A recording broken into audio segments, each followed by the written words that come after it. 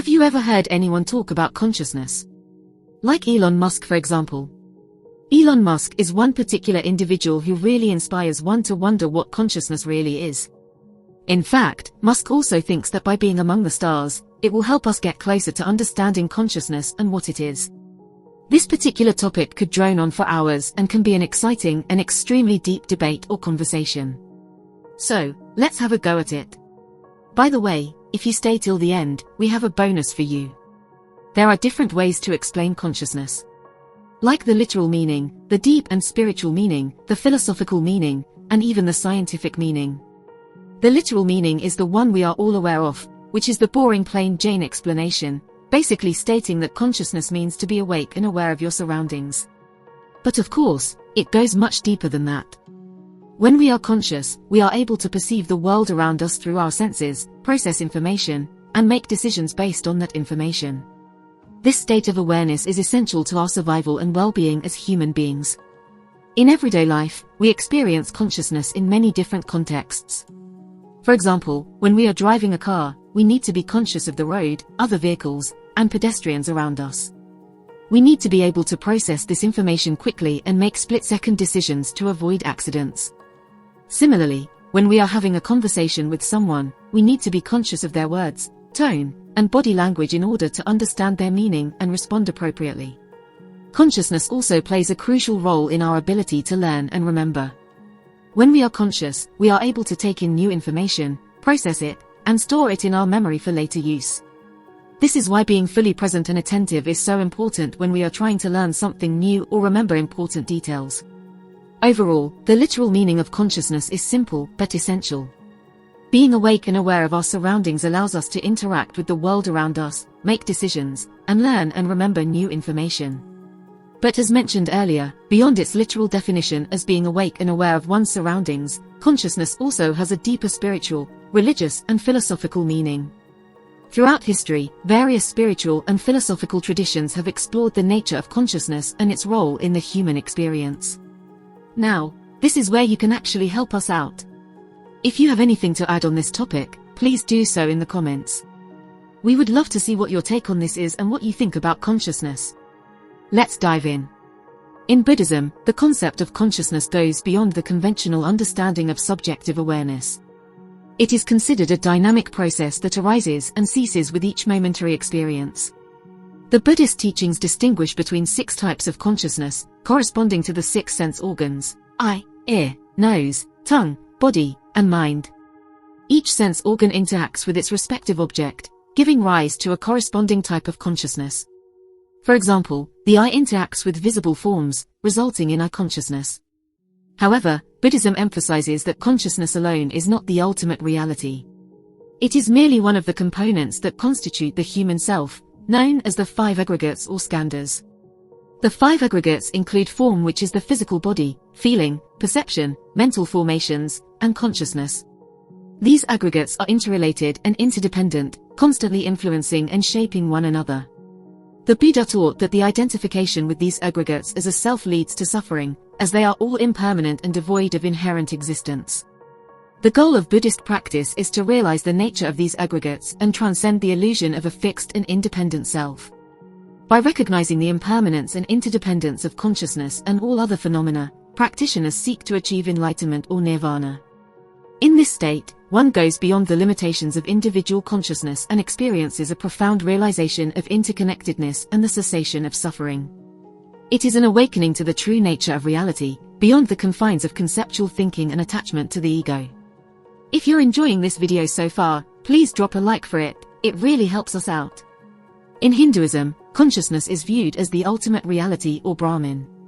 This view holds that all beings are ultimately one with the divine, and that the goal of human life is to realize this oneness through spiritual practice and self-realization. According to this view, consciousness is not limited to the individual, but is a universal force that connects all beings and all things. This view of consciousness emphasizes the interconnectedness and unity of all existence. Brahman is the ultimate reality that underlies all existence. It is considered to be the source of all being and the origin of the universe. Brahman is often described as pure consciousness, pure being, and pure bliss, and it is seen as the unchanging, eternal essence that pervades all of creation. Brahman is not just a concept or a philosophical idea, but rather it is believed to be a direct experience that can be attained through spiritual practice and meditation. The goal of spiritual practice in Hinduism is to realize one's true nature as Brahman, to transcend the limited sense of self, and merge with the ultimate reality. The concept of Brahman is closely related to the idea of atman, the individual self or soul. According to Hinduism, atman is not separate from Brahman, but rather it is a manifestation of Brahman within the individual. The realization of the unity of atman and Brahman is known as Brahmananda, which means bliss of Brahman. In existentialism, which is a philosophy of human nature that identifies people as having free will to determine the course of their lives, consciousness is viewed as the source of human freedom and responsibility. According to this view, consciousness allows us to recognize our own existence and make choices based on our values and beliefs, even in the face of difficult circumstances and uncertainty. In existentialism, consciousness is seen as a fundamental aspect of human identity and the basis of our capacity for creativity, meaning-making, and self-expression. Across these and other spiritual and philosophical traditions, consciousness is often associated with self-awareness, free will, and the ability to make choices. These qualities are seen as essential to the human experience and to our ability to navigate the challenges and opportunities of life. Consciousness is also often associated with the idea of the soul or the higher self, which transcends the limitations of the individual and connects us to something greater.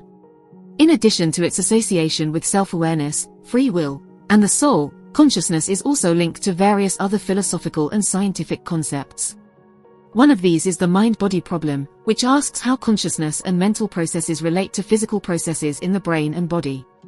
Some philosophers and scientists argue that consciousness is an emergent property of complex physical systems, while others maintain that it is a fundamental aspect of the universe that cannot be reduced to physical processes. Another concept related to consciousness is the hard problem of consciousness, which asks why and how subjective experience arises from physical processes. This question remains one of the most hotly debated and mysterious topics in both philosophy and neuroscience. Despite decades of research, there is still no consensus on how consciousness arises or what its ultimate nature is. Finally, consciousness is also linked to ethical and moral considerations. Many philosophers and thinkers argue that consciousness is a necessary condition for moral agency and responsibility. This view holds that beings that are not conscious, such as plants or rocks, cannot be held morally responsible for their actions, while conscious beings are responsible for the consequences of their choices. This raises important questions about the ethical treatment of conscious beings, such as animals and humans, and the extent to which consciousness should be a factor in our moral decision-making. If you stayed to the end, here's your bonus. What's Earth Enlightened's take on consciousness? Well, let's put it this way. If all of this has left you bamboozled or flabbergasted, we have our own simple way to get started on your journey with consciousness, and here are our tips. You see, in our humble opinion, everyone already knows a little bit on how to reach true consciousness. It involves simple, basic everyday things. Like having good morals, being ethical, not living to impress others, but be kind to others, spread love, be as pure of a person as you can be. Strive to find your purpose in this world and unlock your full potential, rather than allowing yourself to be consumed with all the negativity and bad influences in this world. Be an independent thinker, don't just follow the crowd because everyone else is. Avoid violence and instead strive for peace and harmony, not just around you, but in your inner self as well. One of the best ways to achieve this is by making meditation a daily ritual. Meditation is also known to increase the density of gray matter in the brain. Gray matter plays a significant role in controlling movement, memory, and emotions, so it plays a significant role in all aspects of human life.